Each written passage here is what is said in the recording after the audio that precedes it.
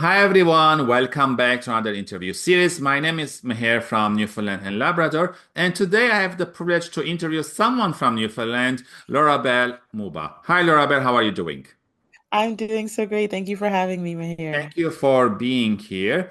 Laurabel is an award-winning leader in diversity, equity, inclusion, belonging, and anti-racism, deep AR. Recognized as one of the WXN Canada's top 100 most powerful women, she is the recipient of the 2024 Woman in Communication and Technology Entrepreneur of the Year Award and the St. John's Regatta Media Person of the Year title. Her work has earned her nomination for the 2022 NL Human Rights Award and the 2024 YMCA Circle of Distinction Award, underscoring her profound contributions to social justice and equity. As the founder of Laurabel Mba Consulting, Laurabel helps organizations across Canada implement transformative deep AR strategies that create truly inclusive and equitable spaces.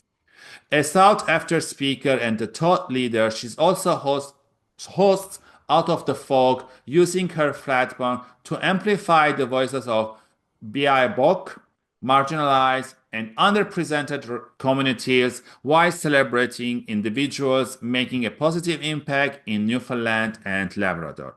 So, Larabel, my first question for you is, we know that a lot of immigrants are coming here in Canada, but coming in Newfoundland and Labrador, it might be different challenges than going to Toronto or Vancouver. Here we are a small community. What are, do you think, different challenges that people coming Newfoundland might face? I think that's a very good question because Newfoundland and Labrador is a special place. Typically, when people think they're coming to Canada, we're usually also not one of the first places people think of. And Yes. so, one of the things that people typically are shocked by, first of all, is our weather.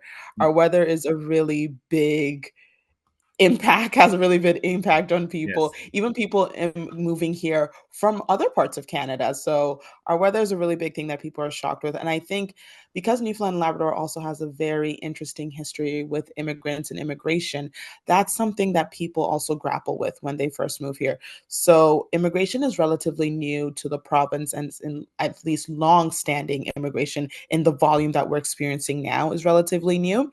So, as a province that was one of the last to join Canada during Confederation, we have had to navigate how we deal with immigrants. Mm. So, when people usually move to a province, they're usually expected to be here for either work. So, an employer has sought them out in their country of origin and then moved them here, or they're students who are here for a short time to Yes. complete either their undergraduate degree or their secondary degrees. Yes. So that's how people usually see immigrants when it comes to coming to this province. But that is not the only way people end up here. Some people just decide to up and move.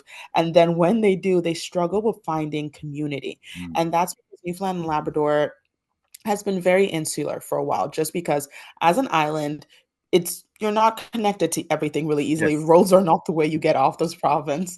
And so because it's very insular, the communities are deep and well connected, but within themselves. So Yes. when people come in, there's this sense of who are you, where are you from, and what are you doing here? And are you here to stay, Right. or are you just transitory in this Mm. place? Mm. So building community is something immigrants usually struggle with Yes. within Newfoundland and Labrador. And so trying to get into the Newfoundland and Labrador community or trying to build their own community of people who have similar cultures or similar identities is something people try to navigate when they get here as well.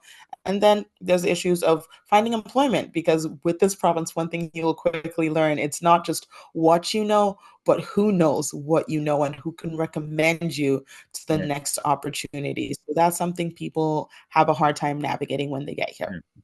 I totally agree with you. Living on an island is different and it's a small community. Once we are out of Conception Bay, we are in rural areas, right? And then there's no transit, there's all other things that, but I feel that in Newfoundland Labrador, employers or local people are accepting more, are doing something a little bit more, but they might do maybe things faster because in bigger cities are more diverse, right? Yeah. So definitely, I think over the last few years, so I've been in this province now for over 10 years, and Mhm. things have changed drastically from Mhm. when I initially moved here to attend university from Alberta and I moved to Newfoundland and Labrador.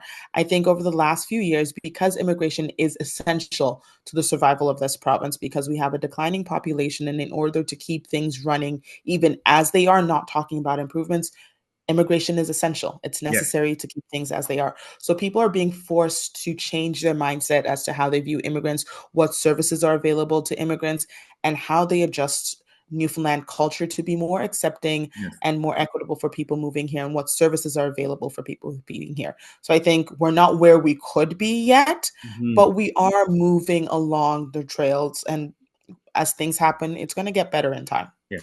Thank you, Laurabel. Again, for the audience watching or listening for the first time, I'm going to ask Laurabel a couple of questions, and I'm going to post them on a daily basis, kind of a journey with us. You can like, share, and comment on the post. So tune in next time for another great question with Laurabel.